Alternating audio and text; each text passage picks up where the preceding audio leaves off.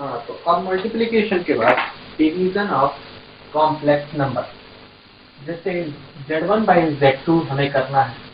z1 है x1 plus i by one और z2 है x2 plus i by two. Rationalisation कराइए इसका, क्योंकि जब भी डिवीजन होता है तो हमें रैशनलाइजेशन कराना पड़ता है। प्लस है तो माइनस से ऊपर नीचे गुणा कराइए, फिर उसमें ऊपर गुणा कराइए। x1 x2 minus x1 y2i plus x2 y1i minus i square y1 y2 upon a plus b a minus b a square minus b square का फार्मूला लगाइए और ये होगा x2 square plus y2 square.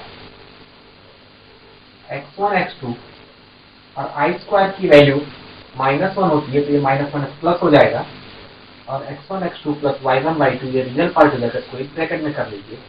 ये दोनों imaginary part हैं तो उसमें से आई कॉमन लेके इसको आप लिख सकते हैं x2 y1 minus x1 y2 बटे x2 का स्क्वायर प्लस y2 का स्क्वायर। इसके बाद ब्रेक कर लीजिए। ब्रेक करेंगे मिलेगा x1 x2 plus y1 y2 बटे x2 का स्क्वायर प्लस y2 का स्क्वायर प्लस आई x2 y1 minus x1 y2 बटे x2 का स्क्वायर प्लस y2 का स्क्वायर। ये z1 बाई z2 की वैल्यू होगी, z1 बाई z2 की value real part imaginary part. ठीक है, तो ये डिवीजन हो गया। अब इसके बाद कुछ क्वेश्चंस करते हैं।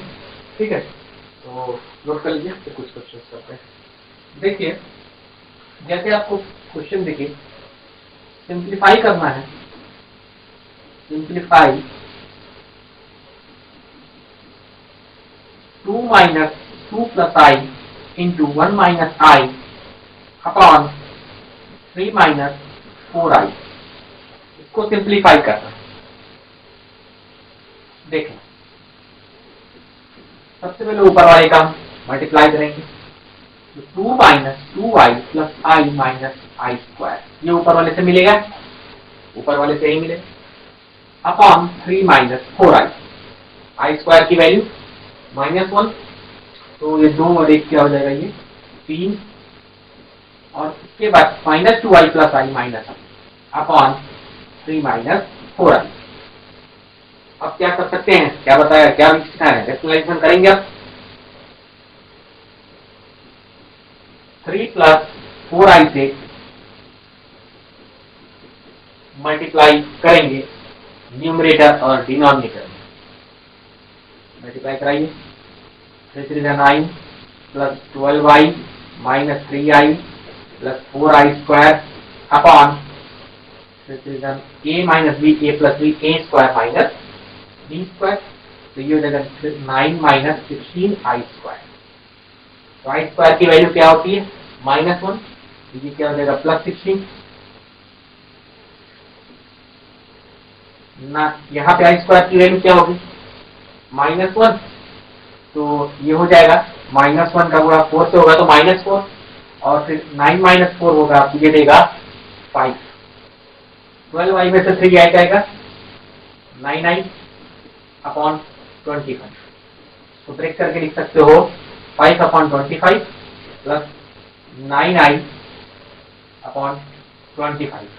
5 से 25 काट दो, 5 बार में। तो फाइनल आंसर होगा आपका, इसका सिंप्लीफाई हो गया, ये फाइनल आंसर होगा 1/5 प्लस 9i अपॉन 25। ठीक है,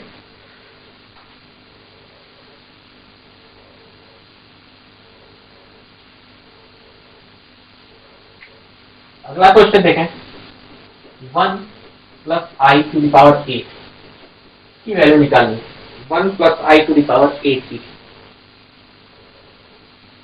देखें तो सोल्यूशन, एक काम करो, 1 plus i to the power 8 है तो आप इसको क्या लिख सकते हो, इसको लिख सकते हो 1 प्लस आई का स्क्वायर टू द पावर 4। ऐसे नहीं लिख सकते, क्या तो नहीं 8 है ना होगा। अब इसके बाद स्क्वायरिंग करो, a प्लस बी का होल स्क्वायर का formula, a square plus b square plus 2ab, i square की value -1 plus 2y to the power 4, -1 से प्लस 1 कट गया, 2y टू पावर 4, तो 2 to power 4 16, i to power 4, i पे power 4 1 होता है, answer आ गया इसका 16।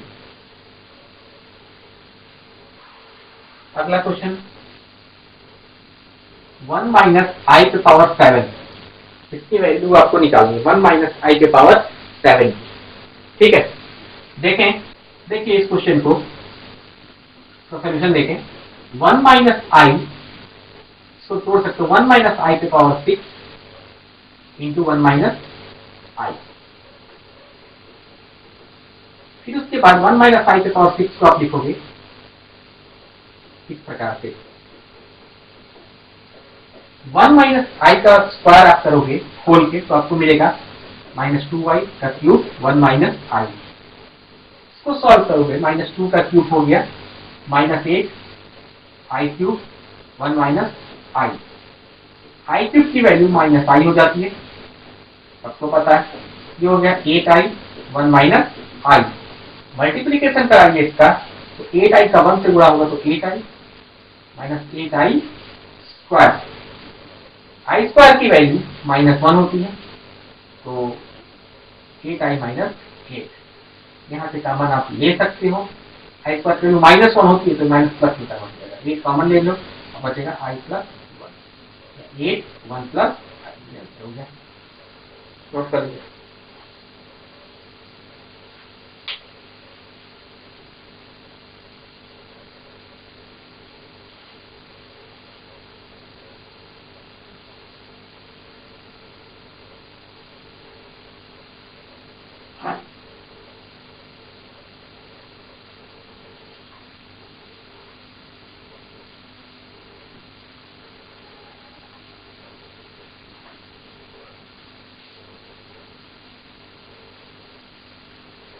अब देखें क्वेश्चन है, काफी अच्छा क्वेश्चन है, 2i का होल क्यूब -1 अपॉन आई करली ब्रैकेट क्लोज का क्यूब, इसको सिंप्लीफाई करना है। देखें 2i का cube whole cube 8i cube, और इसमें रेशनलाइजेशन आप कराएंगे तो आई से ऊपर नीचे मल्टीप्लाई कराएंगे, आई क्यूब की वैल्यू -i, आई स्क्वायर की वैल्यू -1, यहाँ पर क्यूब है लगाते रहेंगे, -8i upon minus minus plus i, -8i plus i -7i, ठीक है, और का क्यूब तो -7 का क्यूब -7i का क्यूब क्या होगा, -7 का क्यूब कितना होता है -243, एंड i का क्यूब क्या होगा, i का क्यूब -i, तो आंसर आपका इसका कितना होगा 243i, इस प्रकार से करेंगे, -7 का क्यूब -243 एंड फिर उसके बाद i का क्यूब -i, ये हो गया, ये माइनस माइनस प्लस हो जाएगा तो 243i इसको लिख सकते हैं, ठीक, नोट करिए।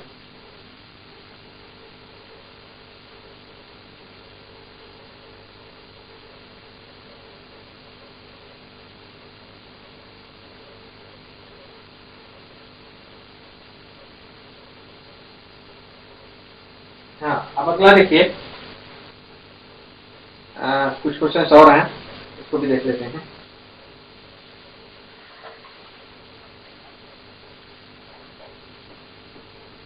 Let x plus iy equal to a plus ib to the power 1 by 3. Then prove that a by x plus b by y equal to 4 in bracket x square minus y square. ये आपको prove करना है, ठीक है। तो देखिए इसको कैसे करेंगे, सोल्यूशन आसान है, x plus i y equal to a plus i b to the power 1 by 3, 1 by 3 को आप उधर भेजिए, 1 by 3 को उधर भेजेंगे तो x प्लस आई वाई के पावर क्यूब होगा, a plus b x plus i y का होल क्यूब मिला। अब फार्मूला पता ही होगा, ए प्लस बी का होल क्यूब का formula a cube plus b cube plus 3ab in bracket a plus b equal to a plus i b. I cube की value minus i, तो ये हो गया minus i y cube 3xy x x x square हो गई, क्योंकि यहाँ भी एक्स यहाँ भी एक्स, तो मल्टीप्लाई होके 3x² वाई आई, यहाँ मल्टीप्लाई करो तो 3xy² आई स्क्वायर, क्योंकि 2y है और 2y है तो y² आई स्क्वायर हो जाएगा to a plus i b. अब उसके बाद x cube minus i y cube plus 3x² y i, i square की value -1 minus 3xy² to a plus i b. अब उसके बाद रियल पार्ट एक और कर लो, इमेजिनरी पार्ट एक और कर लो। रियल पार्ट है x cube minus 3xy², imaginary part है आई कॉमन ले लो, इमेजिनरी पार्ट मिलेगा 3x² y minus y cube equal to a plus i b. अब उसके बाद इक्वलिटी वाला कॉन्सेप्ट लगाओ, तो इसका रियल पार्ट इसके रियल पार्ट के इक्वल होगा, यानी a की वैल्यू क्या होगी एक्स क्यूब माइनस 3xy² और b की वैल्यू क्या होगी 3x² y minus y cube. A और b की वैल्यू निकालिए। जब आपको a और b की वैल्यू पता चल गई तो फिर आपके लिए कोई दिक्कत का काम ये नहीं है। अब उसके बाद आइए आपका LHS क्या है। LHS है आपका a/x प्लस b/y। a की वैल्यू क्या निकाले x² माइनस 3xy² बटे x। b की वैल्यू क्या निकाले हो 3x² y minus y cube बटे y।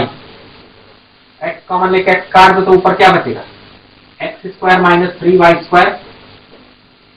x कॉमन लेके x काट गया नीचे वाले x से, ऊपर y कॉमन लेके नीचे वाले y से काट दो तो ऊपर क्या बचेगा 3x², क्योंकि y कॉमन लेंगे तो यहाँ पे y बाहर निकला उस y से कटा, यहाँ से भी एक y निकलेगा, यहाँ बचेगा y², जो y निकला है उसको उस y से हमने काट दिया।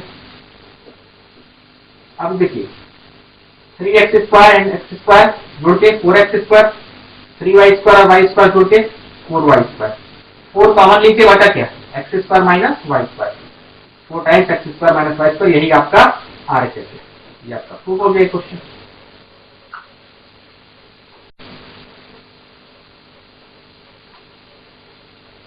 तो ये दो क्वेश्चन आपने देखे,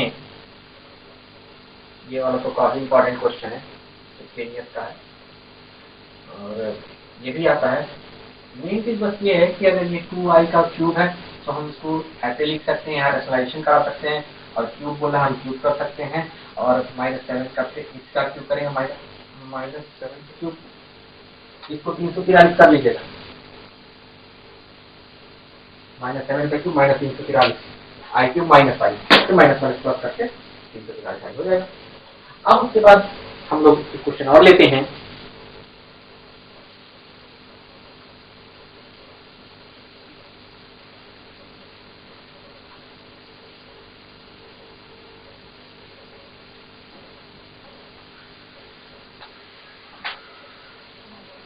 देखें find real part of 1 plus i का whole square upon 2 minus i. ठीक है, इसका सोल्यूशन देखें। पहले तो हम देखिए इस क्वेश्चन को, इसमें देखें इसका सोल्यूशन रियल पार्ट ऑफ कितना हमको सॉल्व करना है, तो आप इसको स्क्वायरिंग करिए 1 plus i square plus 2y upon 2 minus i. ठीक है, तो आई स्क्वायर से ये 1 क्या हो गया, करके तो क्या स्क्वायर की वैल्यू भी 1 -1 होती है और ये क्या है 1 है, तो -1 से +1 कट जाएगा। Real part of 2y upon 2 minus i, rationalisation कराइए, रेशनलाइजेशन कराइए, मल्टीप्लीकेशन कराइए 4i plus 2i square upon a minus b a plus b, a square minus b square, तो ये जगह 4 plus i square 4 minus i square real part of i square की value -1, ये हो जाएगा -1 का 2 से गुणा होगा तो -2 हो जाएगा अपॉन आई स्क्वायर की वैल्यू -1 और ये एक और माइनस है तो -1 प्लस हो गया 4 + 1 5। अब इसको आप ब्रेक करिए, ब्रेक करेंगे आप लिखेंगे इसको 4i/5 - 2/5। रियल पार्ट क्या होगा इसका, क्या निकल गया रियल पार्ट, कॉम्प्लेक्स नंबर का रियल पार्ट क्या हुआ -2/5, तो आंसर आपका होगा -2/5। ठीक है, तो इस प्रकार से करेंगे। इसके बाद हम लोग आते हैं मल्टीप्लिकेटिव इनवर्स पे। Multiplicative inverse of complex number, कोई भी कॉम्प्लेक्स नंबर z है, ठीक है, तो z कोई कॉम्प्लेक्स नंबर है तो उसका मल्टीप्लिकेटिव इनवर्स क्या होता है। कोई कॉम्प्लेक्स नंबर अगर z है तो उसका मल्टीप्लिकेटिव इनवर्स क्या होता है, उसका मल्टीप्लिकेटिव इनवर्स होगा 1/z। मल्टीप्लिकेटिव इनवर्स क्या होगा 1/z।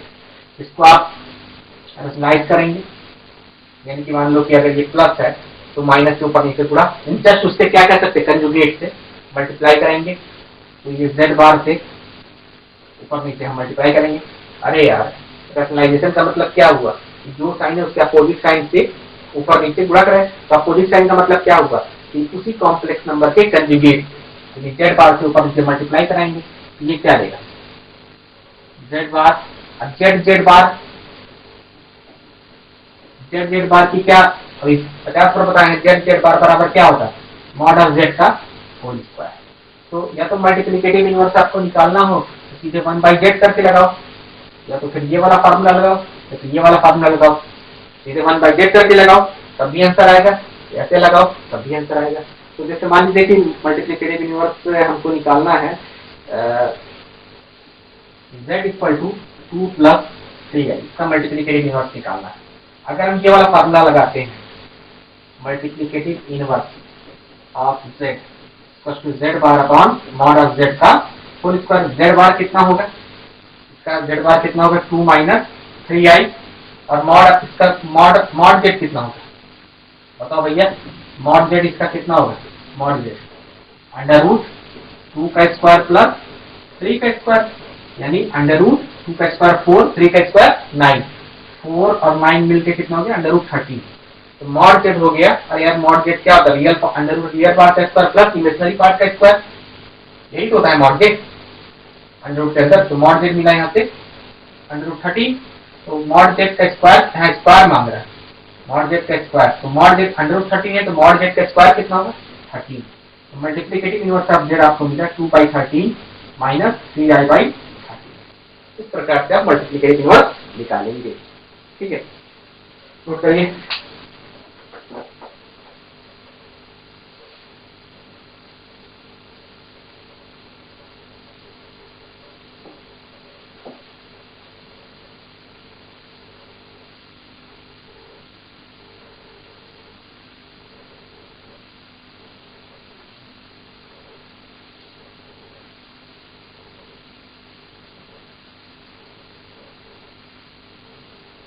अब देखें, एक क्वेश्चन और है,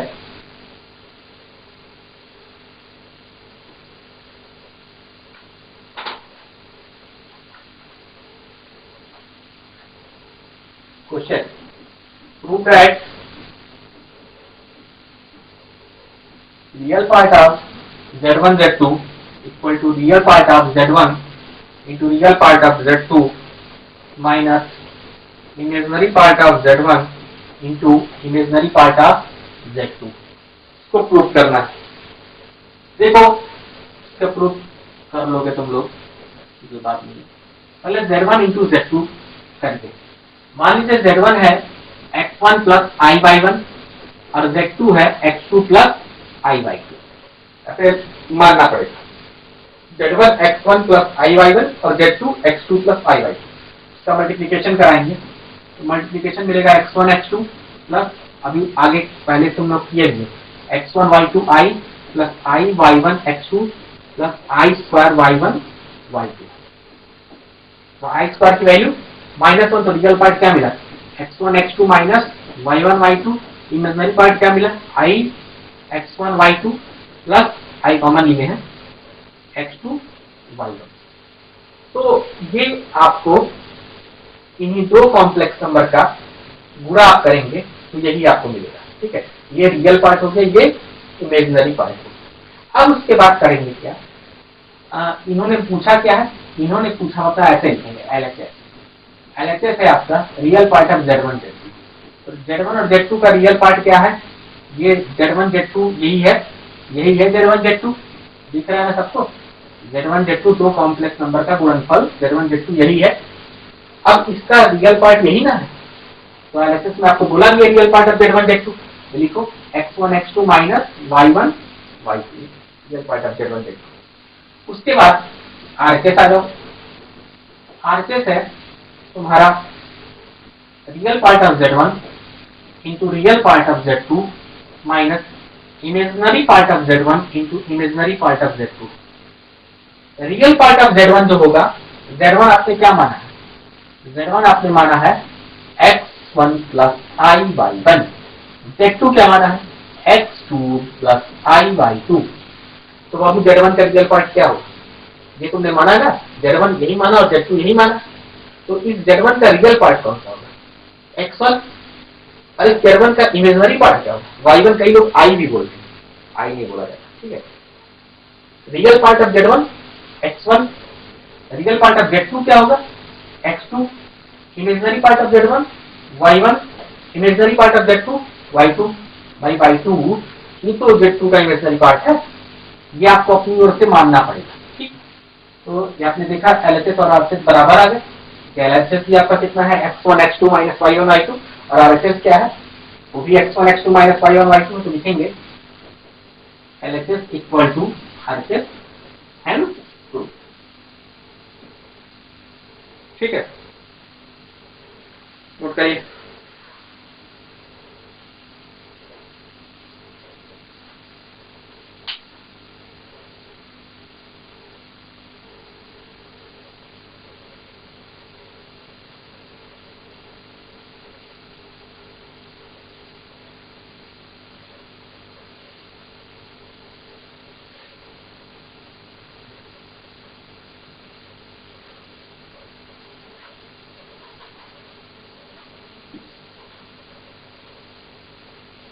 अगला टॉपिक है लोकस रिप्रेजेंटेड बाय मॉडुलस।